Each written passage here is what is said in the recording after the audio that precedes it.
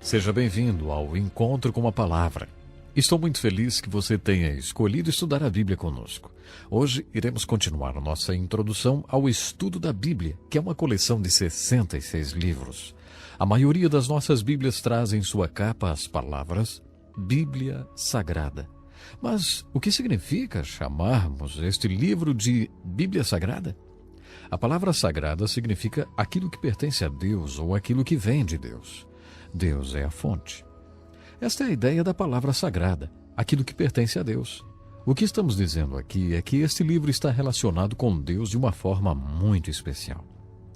Deus tinha algo muito dinâmico para fazer com esses livros que formam a Bíblia. Esse livro contém a mensagem de Deus ao homem. É isso o que torna este livro o mais importante livro do mundo.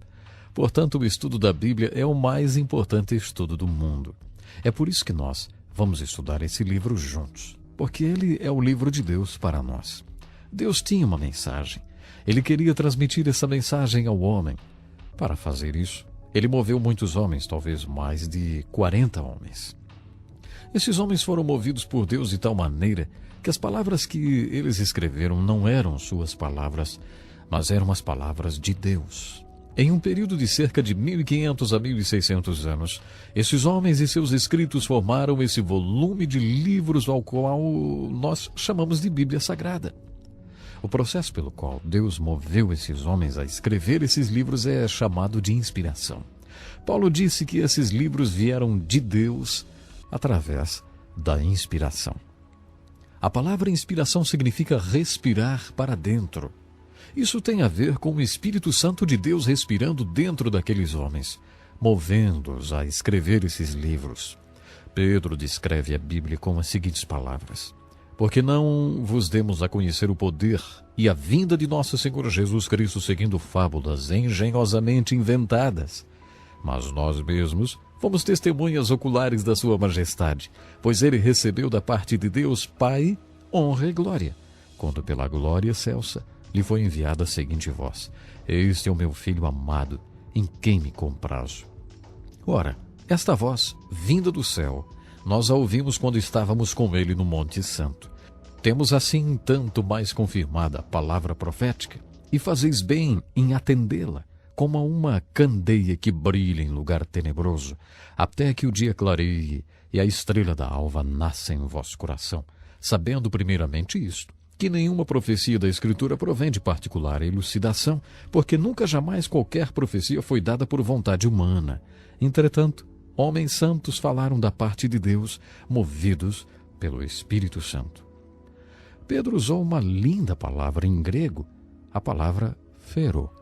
Em muitos lugares, em vez de usar pontes para atravessar rios, as pessoas usam balsas. Isso acontece em muitos lugares onde há muita água. A palavra phero, em grego, significa instrumento de travessia. É essa palavra que Pedro usa quando ele diz que Deus moveu essas pessoas. Imagine o vento soprando nas velas de um barco e movendo o barco pelo rio. Isso é a inspiração, segundo Pedro. Outra expressão é o verbo vivo de Deus, que não se aplica às Escrituras, mas a Jesus Cristo. A Bíblia é chamada de a palavra de Deus escrita. Jesus Cristo é chamado de o verbo vivo de Deus, ou a palavra viva de Deus. Tudo o que ele foi, o que ele disse e o que ele fez foi a palavra de Deus para nós. Deus disse muitas coisas para nós através deste livro, mas Deus disse muito mais coisas através do seu Filho Jesus Cristo. Eu gostaria de falar agora sobre a organização da Bíblia. Nessas primeiras lições, eu vou considerar que você nunca abriu a Bíblia antes. Se você já for um estudioso da Bíblia, tenha paciência. Nós alcançaremos você em algumas lições. Vamos lá. Os 66 livros da Bíblia estão organizados de acordo com o tipo de livros que são. Eles estão divididos em Velho Testamento e Novo Testamento. Mas nem sempre foi assim. Nos dias de Jesus, por exemplo, não havia divisão entre Velho Testamento e Novo. O Novo Testamento ainda não havia sido escrito, por isso os livros que existiam nos dias de Jesus eram simplesmente chamados de a Palavra de Deus ou as Escrituras. Somente depois que o Novo Testamento foi escrito e reunido numa coleção de livros é que foi feita a distinção entre Velho Testamento e Novo Testamento. A mensagem essencial dos livros do Novo Testamento é a seguinte: Jesus está vindo. É isso que esses livros estão dizendo. No princípio, segundo as Escrituras, Deus e os homens viviam em harmonia. Mas Deus ofereceu ao homem a capacidade de escolha e o homem escolheu se afastar de Deus. E Deus, que não pode tolerar esse tipo de rebelião, se afastou do homem. Portanto, existe um divórcio entre o homem e Deus. Esse divórcio entre o homem e Deus é o problema fundamental tratado pelas Escrituras. No Velho Testamento, Deus nos diz: você acreditaria se eu lhe dissesse que vou fazer alguma coisa sobre esse divórcio? No Novo Testamento, Deus nos diz: você acreditaria se eu lhe dissesse que fiz alguma coisa sobre esse divórcio? Note bem, os livros do Velho Testamento dizem que Jesus está vindo e que vai acabar com a separação entre Deus e suas criaturas. O Novo Testamento nos dá boa notícia. Jesus veio. E quando Jesus veio, ele acabou com a separação entre Deus e o homem. Existem duas palavras no Evangelho de Marcos que reúnem todo o Novo Testamento. Essas palavras são simplesmente: Jesus veio. Os livros do Antigo Testamento estão divididos em 5 tipos. Primeiro, há os livros da lei. E esses livros da lei são a pura palavra de Deus. É onde Deus nos diz o que é certo e o que é errado e nos dá seus regulamentos. É onde ele nos mostra seu padrão de retidão. Os 5 livros da lei são seguidos pelos 10 livros históricos. Esses 10 livros históricos nos dizem mais ou menos que às vezes o povo de Deus obedecia aos livros da lei e às vezes não. Quando eles obedeciam a esses livros da lei, eles se tornavam exemplos para você e para mim. Mas quando eles desobedeciam, aí suas vidas se tornavam avisos para você e para mim. Em 1 Coríntios capítulo 10, verso 11, o apóstolo Paulo nos dá a chave para os livros históricos do Velho Testamento e para o livro histórico do Novo Testamento. Quando você ler os livros históricos, procure por exemplos e avisos. Esses exemplos e avisos são baseados no seguinte: às vezes, eles obedeciam a palavra de Deus, encontrada nos 5 primeiros livros, e às vezes eles não obedeciam. Quando eles obedeceram, eles são exemplos. Quando desobedeceram, são avisos. Os livros históricos são seguidos pelos livros poéticos. Os livros poéticos são a mensagem de Deus para o seu povo, que tenta viver sua palavra neste mundo. Nos livros poéticos, Deus diretamente fala ao coração do seu povo. Por exemplo, no livro de Jó, Deus tem uma mensagem para o seu povo quando eles passaram por sofrimentos. No livro de Salmos, sua mensagem é a mensagem para quando o povo de Deus estiver louvando. Sobre todas as coisas que passam pelo seu coração quando você está louvando.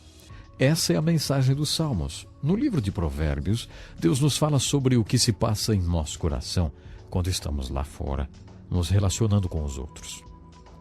Alguém já diz que quando você faz um negócio, há 2 coisas que podem ser obtidas: dinheiro e experiência. Mas há certas pessoas que quando você negocia com elas, o dinheiro sempre vai para elas. Para você só fica a experiência.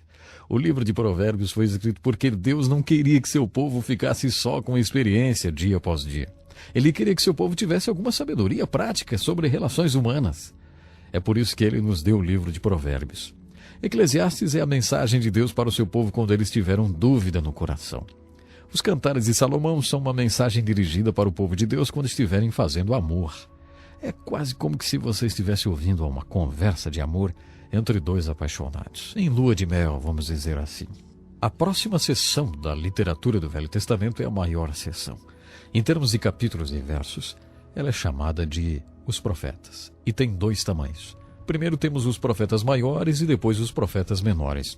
Os profetas maiores são chamados assim não porque são superiores, e a denominação de profetas menores não quer dizer que eles sejam inferiores. Os profetas maiores foram muito prolixos, com 66 capítulos, 52 capítulos e 48 capítulos. Eles levavam muito tempo para dizer as coisas. Os profetas menores são chamados assim porque têm 1 capítulo, 2 capítulos ou 3 capítulos. Provavelmente eles foram pregadores melhores, porque conseguiram empacotar melhor a sua mensagem. No Novo Testamento também temos 5 tipos de livros. Primeiro, 4 biografias de Jesus: Mateus, Marcos, Lucas e João. Eles mostram diferentes aspectos da mais importante vida já vivida. Depois nós temos um livro histórico, que é o livro de Atos. E depois nós temos as epístolas de Paulo e as epístolas gerais. Um jovenzinho me perguntou uma vez: escuta, epístola é a esposa do apóstolo? Até que soa parecido, não é mesmo? Mas não, a epístola é uma carta. Metade do Novo Testamento foi escrito pelo apóstolo Paulo. Em seguida vem as cartas de Paulo e depois as cartas gerais, porque foram escritas por autores gerais para leitores gerais, pessoas que estão dispersas e vivendo em diferentes locais. O Novo Testamento encerra com um livro profético, o Apocalipse. É um livro de símbolos. Para entender de verdade esse livro chamado Apocalipse, é preciso da ajuda do Espírito Santo. A primeira frase fala logo da revelação de Jesus Cristo.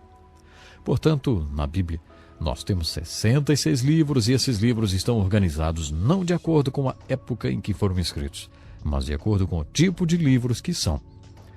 Existem 5 tipos de livros no Velho Testamento: livros da lei, livros históricos, livros poéticos, profetas maiores e profetas menores. Existem também 5 tipos de livros no Novo Testamento: 4 evangelhos, um livro histórico, as cartas de Paulo, as cartas gerais e um livro profético, que é o Apocalipse. Leia o Velho Testamento lembrando qual é sua mensagem. Jesus está vindo. Esse é o verdadeiro assunto do Velho Testamento. Leia o Novo Testamento procurando a seguinte mensagem: Jesus veio. E vamos à sua primeira tarefa do curso. Memorize os nomes dos livros da Bíblia. Você deve pensar: por que será que ele pede que a gente memorize os livros da Bíblia? Ora, é para que você não fique envergonhado quando o pregador anunciar um texto de Ageu e você não souber se fica no Velho ou no Novo Testamento. Por isso, para saber onde estão localizados os livros da Bíblia, memorize seus nomes. Memorize lembrando seus títulos e aprenda a soletrar os nomes. Eu acho que isso vai ajudá-lo quando você for estudar a palavra de Deus. Bom, não temos mais tempo hoje. Muito obrigado e olha, agende-se para se juntar a nós amanhã, quando vamos continuar o mais importante estudo do mundo, o estudo do livro de Deus, a Bíblia Sagrada. E outra coisa, convide seus amigos ou alguém que esteja interessado em saber mais, entender a palavra de Deus. Até lá, então. Que lição importantíssima.